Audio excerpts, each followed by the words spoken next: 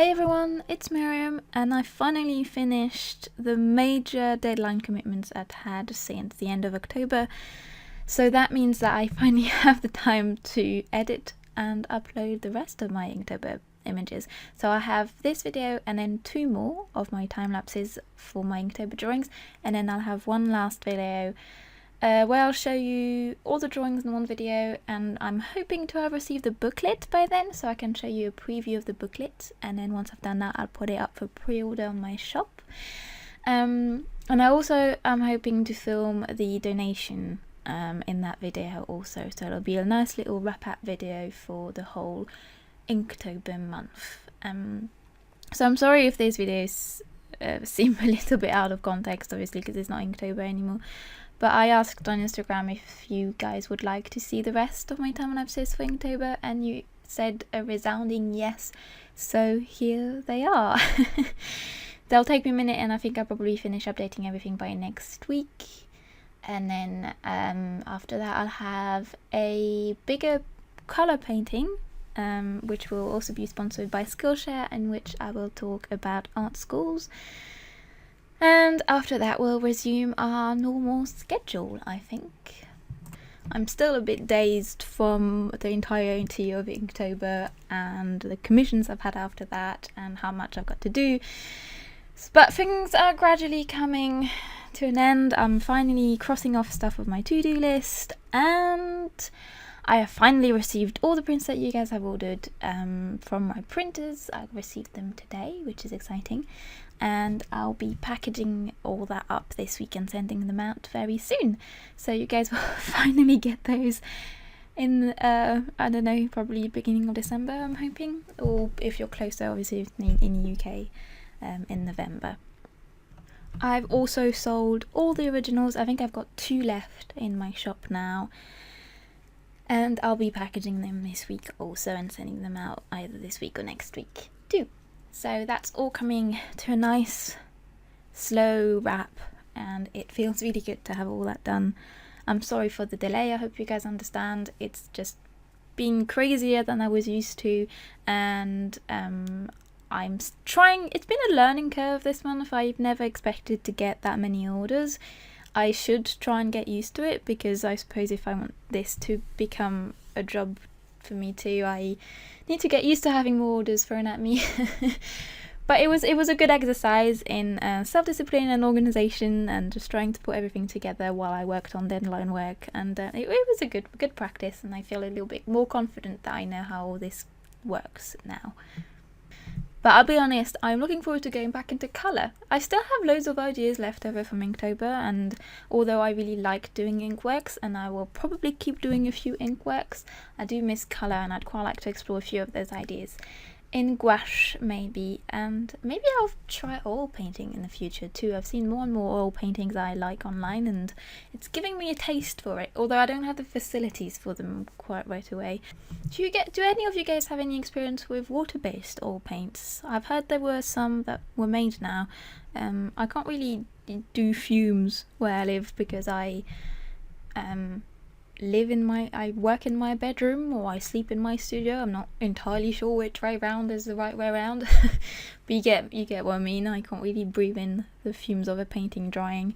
So oil painting is not really in the realm of possibilities right now if it's based in white spray or turpentine. But if any of you guys know and like any water oil paints, I'd love to hear about it. I've been intrigued by the process. But I can't wait to get back to gouache and watercolour for now. I had a big watercolour commission for a big company, of which the deadline was today, actually. And it felt so strange to go back into colour. It was like my eyes weren't used to it anymore. So I went a bit crazy, and it ended up being super colourful. And they liked it, so that's good. But yeah, it was good fun to go back into that. And the nice thing with Inktober actually is that I feel like I have more of a direction now. I think before Inktober I was a little bit confused as to what I wanted to explore with my art, and since Inktober I feel like I've refined my idea of what I want my art to look like, and so that feels really good, and I can't wait to start exploring all the ideas I've had. Unfortunately for that, I'm starting work again next week, so it's a fortunate thing because obviously I like my job and I'll also be earning some money again, but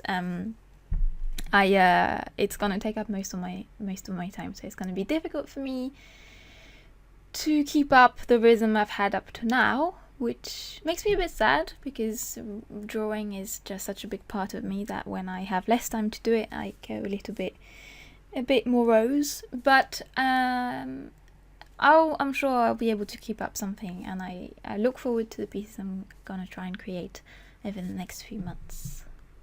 I wanted to quickly talk about the materials I've used in those Inktober videos, because I realised I didn't actually talk in depth about them, and I got quite a few questions, and although the actual materials are always listed in my descriptions, I didn't think I'd explained exactly what they are. And so I started, I think the first 5 or 6 Inktobers I did were on CassArt watercolour paper, 300 grams, and that was awesome. I really like the CassArt watercolour paper for pieces like this. It's sturdy and it's nicely textured and it's evenly sized, and it's just a nice paper to work with. But I didn't have that many sheets left. I had sheets left over from last year's Inktober, and not that many, and I bought a pad on Amazon to renew that, and they ended up not having it in stock like 2 days after it had to be delivered. It was to be delivered, which makes no sense to me. So I had to last minute go to CassArt, which is an art shop here in the UK. I don't know if you guys in the US have it or not, but or anywhere else for that matter. But I went and bought I think it was a 50 sheet pad of their basic watercolor paper, and it's supposed to be about, I think it was way more expensive than the CassArt pad was, and I'm sorry CassArt, but the paper is terrible. The paper is horrible. I hate it. It feels almost twice as thin. It's the same weight. It's 300 DSM, but it feels like it's half as weighty and half as thick. It warped really easily when I used India ink on it, and as you might have seen in the drawing I did just before the one I'm currently doing in the video, when I did the first layer of India ink, there were white patches, white bits on the paper. It wasn't evenly black, and I'm not 100% sure, but I think that might be an issue with the sizing. And the sizing of paper is when they apply a mixture or kind of a glaze to a paper to make it often more water resistant. I think there's different kind of sizings, but for watercolor paper, I think it means it's better to use with water. And if the sizing is not even across the surface of the paper, obviously that means that some bits of the paper are more water resistant than others, and that results in patches when you start painting, which isn't great when you're doing watercolors, because generally if your paper is reacting differently in different places, then that means that you can't really predict how your paint is going to look, and that's not great.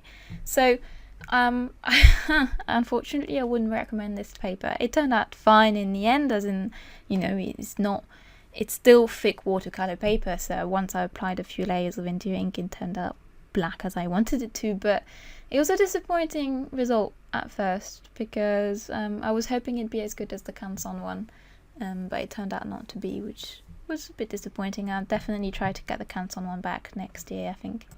But aside from the paper, I used mostly Staedtler? I'm not entirely sure how you pronounce that brand name, but that's how I'll pronounce it. Staedtler fine liners in a variety of sizes, and I think the ones I used the most were the 0.3, 0.2, 0.1 and chisel tip. and I also had a 0.5 that I started using towards the end of Inktober to do my outlines, because in the first few Inktober's you might have noticed that I did the outline once with one pen and then went back on it later on with a thicker pen, so I ended up using the thicker pen first after that anyway. But I'm absolutely amazed by those fine liners. I used the same 4 or 5, literally the same 4 or 5, not the same size, the same 4 or 5 pens for the entirety of the month. And I think the piece I'm doing right now is a good example of the kind of mistreatment I've put them through.